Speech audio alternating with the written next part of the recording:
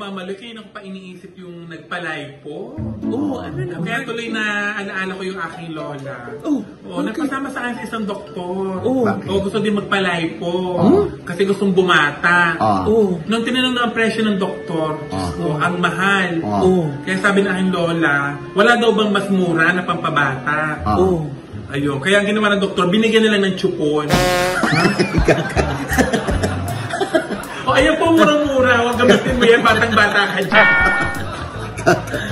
Ay! Ano ba? Wala siya po dyan!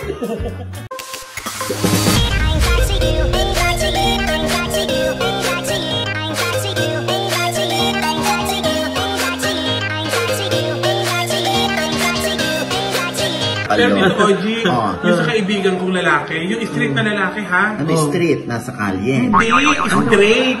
Straight. Straight na lalaki, may nag-offer din sa kanya. Hindi nga lang ako 10 million. Ano? 10,000. Ay, 10,000 for a one night stand? Oo. Ay rin nga ako, tumawag sa akin, nagtatanong.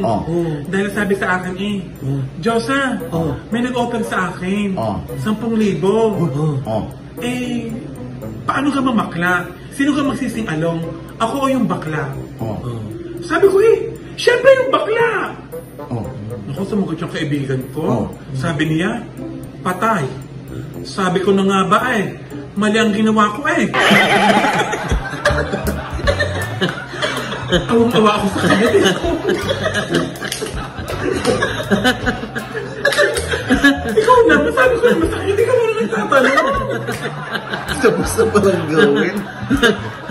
Malinaw. So siya ang gumamit ng mikropono? Oo, siya ang gumamit. Siya ang gumamit yung ganyan. Ano nang balita sa kanya ngayon? Ayun nakasanayan na niya. Ay, naku. Ay, naku, Tito Oji, kung si Catherine Bernardo at Daniel Padilla at si Kim Chu at si Yan Lim hindi pa nagsasalita kung talagang break na sila. Naku, ako po, magsasalita na nga, break na kami ng boyfriend ko. Magsasalita. Pero hindi ka pa tinatanong yan, ha? Ako na nga magsasabi sa kanila. Okay. Dahil nga, Tito Oji, pinunta ako sa bahay nila. Sino? Yung boyfriend ko. Tapos nagdire-diretso na ako sa kwarto. Sabi ko, pagbuksan mo ako, papasok ako. Sabi niya, huwag ka munang papasok. Sabi ko, bakit naman hindi ako pwede pumasok? Sabi niya, nakahubad-hubad ako. Sabi ko, ano naman, kung nakahubad-hubad ka, nakita ko na naman iyan. Sanay naman ako nakikita ko yan. Kaya huwag ka nang mahiya. Papasukin mo na ako. Wala naman akong ibang kasama dito. Ako dito, Oji, sumagot. Ikaw, walang kasama. Ako, meron. Ayun dito, Oji.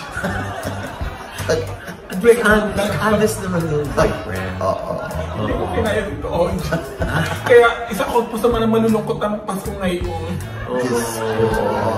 Teka muna, nililabas ako, lalaki o babae. Ako, dapat pala pinagbuksan talaga ako dito, Oji. Hindi ko nalaman kung sino talaga yung kasama nila. Ay, naku. Ay, guwapo! Baby boy ka na naman.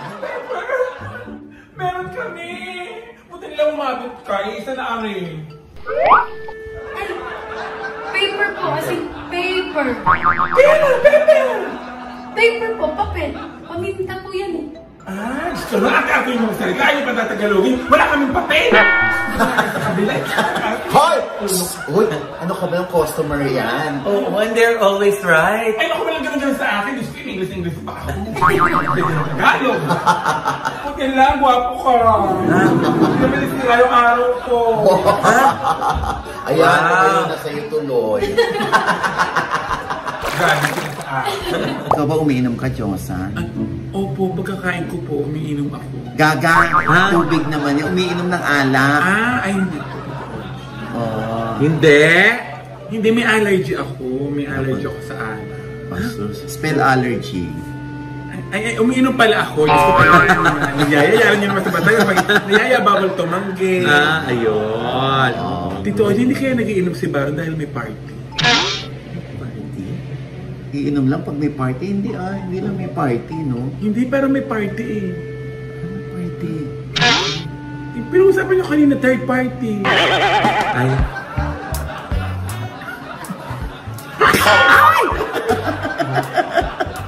Ewan ko sa'yo, Diyos. Ano ka? Ako naman, Tito Oji, nalungkot ako nung finalo ako ng boyfriend ko. Bakit? Teka, ba't ka lulungkot? Finalo ka nga. Oo nga, masakit na, Tito Oji. Masakit? Bakit? Eh, ang lapad ng kamay, Tito Oji, talagang ginanon ako.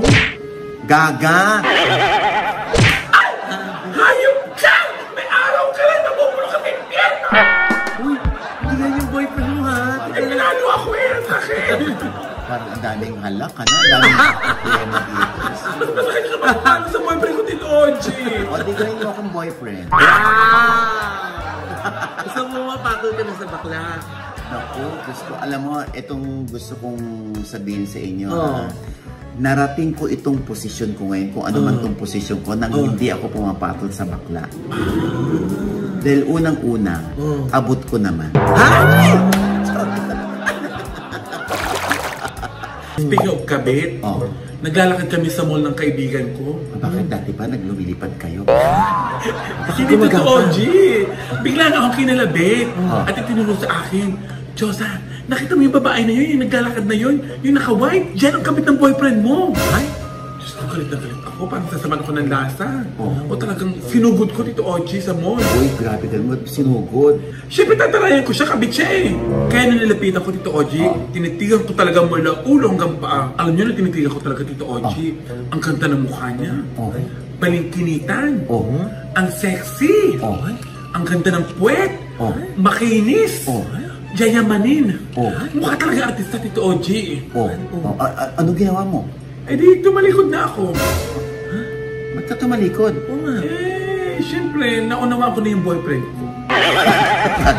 Sabi ko kaya... Sabi ko kaya naman pala. Hindi ako! Ano ka ba? Sabi ko ganun Tito Oji, kung sila yung mga kabit, sila yung magaganda. Ganun talaga. Kailangan tanggapin mo yung Diyosa. Ha? Bakit may tatanggapin? Eh, bakit si Jegs? Shubit, di ba? Nag-enjoy naman si Jason. Si Diyosa talaga pangalan lang talaga ang Diyosa sa'yo. The rest is history. Eh, teka muna, bakit iko-contest? Pailan dyan naman si Paolo. Ano ka unahin ni Paolo sa contest? Eh, di ka nga ako, Paolo contest.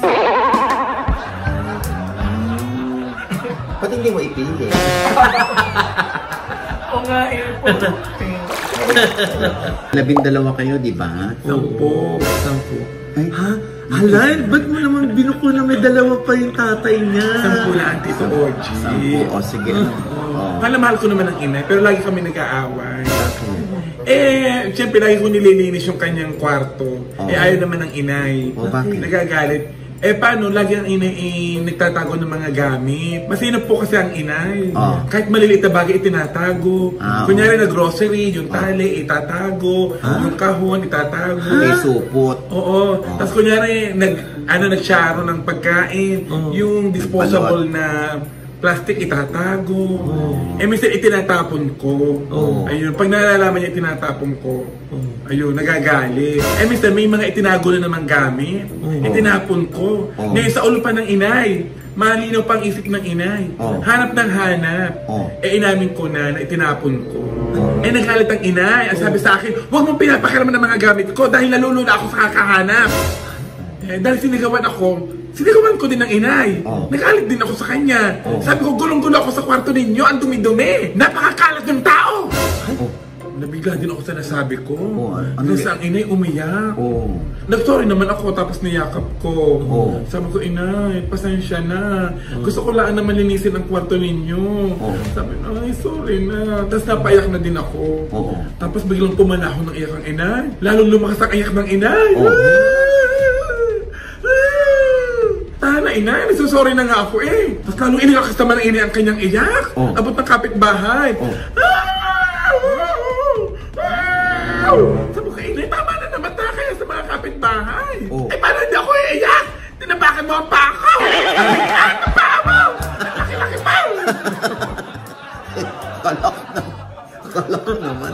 Kaya nakakala ko naman bakit lalong pumalaho ng pumalahang. Nayapa ako pala, nakatakong pa naman.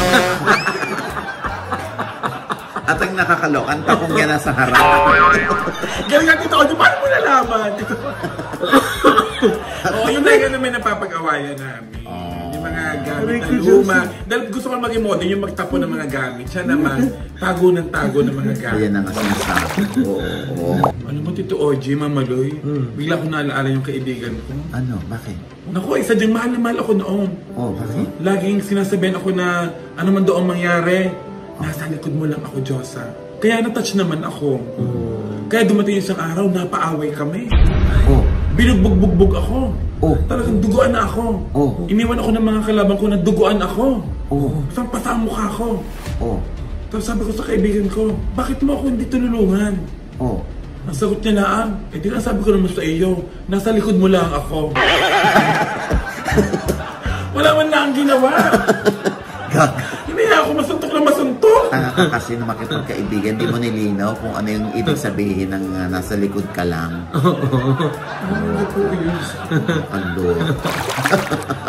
Ito, Oji, nakasalubong ko yung kumpare ko kanina umaga. Sabi ko, saan ang punta mo? Sa bahay namin. Bakit ang aga? Wala agang pasok. Napagalitan ako ng boss ko Sabi sa akin, go to hell! Kaya uwi ako sa bahay namin. Tanong ko, bakit sa bahay ninyo? Nandun yung biyanan ko Kaya pala demonyo. Kaya pala parang ma-impyerno ang buhay. Wala ka kalo.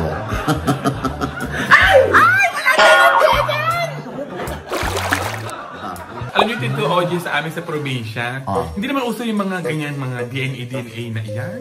Tinatanong lang namin sa mga tatay namin kung talagang kami tunay na anak nila. Naitanong ko nga sa tatay. Sabi ko, tatay, ako kayo tunay mong anak. Sabi ng tatay, oo naman. Pag ako'y lumaki, magiging kamukha ko kaya?